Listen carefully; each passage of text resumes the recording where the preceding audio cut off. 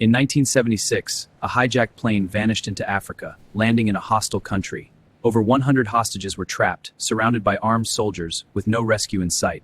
It began as a routine flight from Israel to Paris. Passengers boarded normally, unaware that within hours, their journey would turn into one of the most dangerous hostage crises ever recorded. At a stop in Athens, 4 armed hijackers slipped through weak security. Hidden weapons and grenades passed unnoticed, setting the stage for a terrifying takeover mid-flight. Minutes after takeoff, the hijackers revealed their weapons.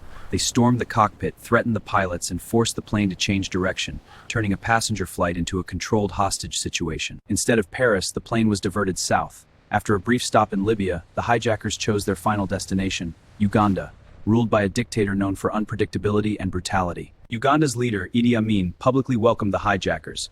Whether he supported them or not remained unclear, but his army surrounded the airport, trapping the hostages deep inside enemy territory. The hostages were moved into an abandoned terminal building. Armed guards watched every movement, while tension grew. Nobody knew whether negotiations would succeed or end in mass execution. Soon, the hijackers separated Israeli and Jewish passengers from the rest. This chilling moment revealed their true intentions, raising fears that the situation could escalate into something far more deadly. Back in Israel, military leaders faced an impossible choice: negotiate with terrorists or launch a risky rescue mission thousands of kilometers away, deep inside hostile territory. Using blueprints and survivor testimonies, Israeli forces recreated the airport layout. Every second was planned carefully, as they prepared for a mission where failure could mean the loss of every hostage. Time was running out. The hijackers issued a deadline, demanding prisoner releases. Israeli leaders debated fiercely, knowing that every passing hour increased the risk of execution for the remaining hostages. The ultimatum was clear: if demands were not met, hostages would be killed. Israel needed time, so negotiators began delaying tactics, buying precious hours to prepare something far more ambitious. Freed passengers arriving in Paris became critical sources. Intelligence officers questioned them carefully, gathering details about the hijackers, weapons, and the exact layout of the terminal where hostages were held. Piece by piece, a clear picture emerged. The number of hijackers, guard positions, and room structure were mapped precisely, allowing planners to simulate the entire operation before it even began. A full-scale model of the terminal was constructed. Commandos rehearsed repeatedly, memorizing every doorway and corridor, knowing that even a small mistake could cost dozens of innocent lives. Several rescue options were proposed, including sea assaults and parachute drops. Each was rejected due to high risk or lack of reliable escape routes, forcing planners to think beyond conventional strategies. A bold plan finally emerged.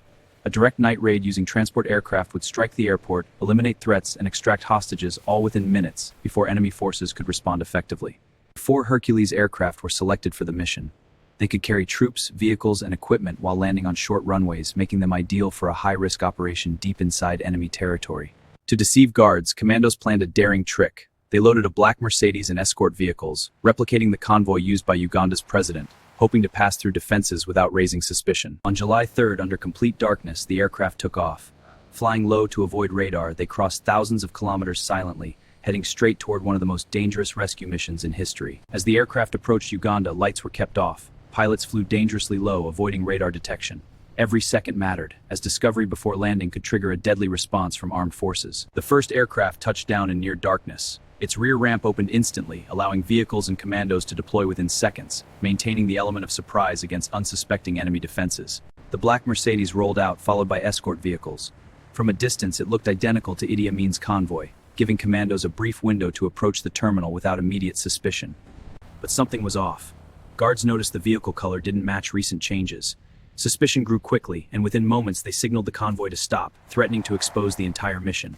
Commandos reacted instantly.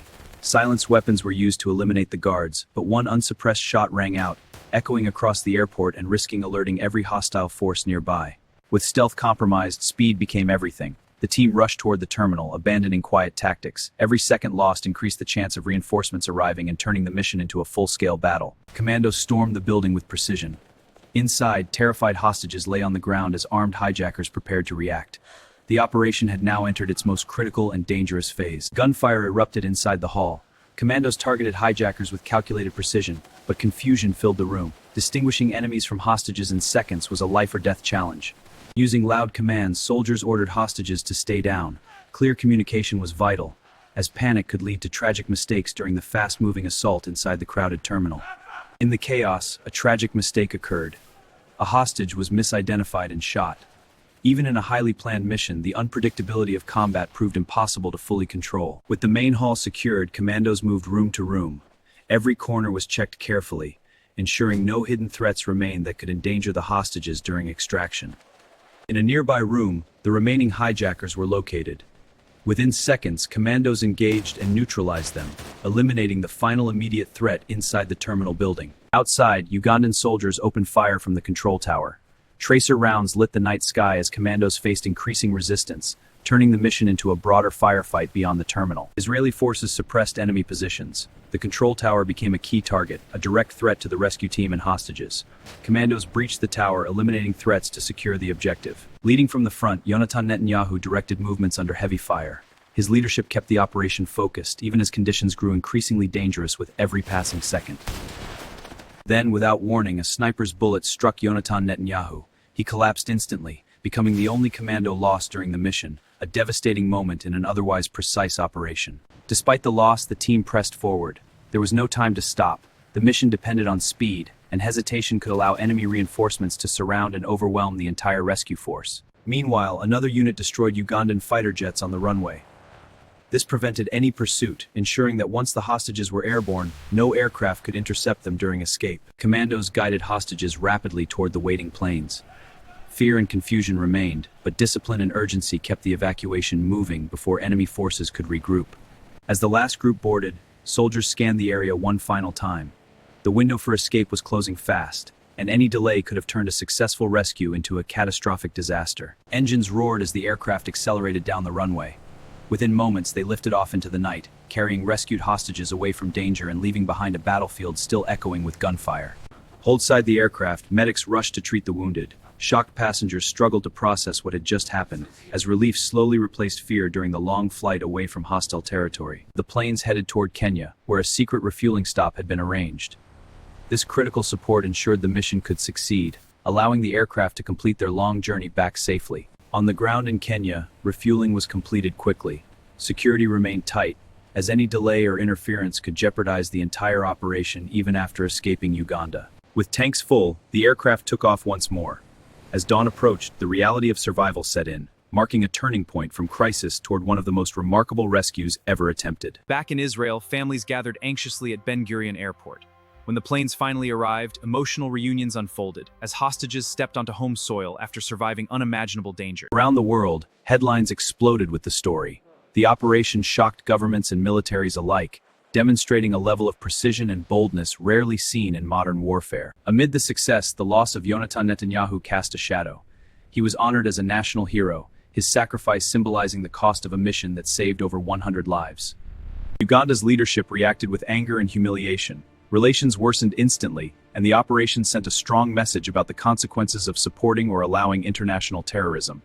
Operation Entebbe became one of history's most daring rescues. It proved that distance, risk, and uncertainty could be overcome, setting a benchmark for future counterterrorism missions across the world. What made this mission extraordinary was not just its success, but its precision. Every movement, every second, and every decision aligned perfectly under extreme pressure deep inside hostile territory.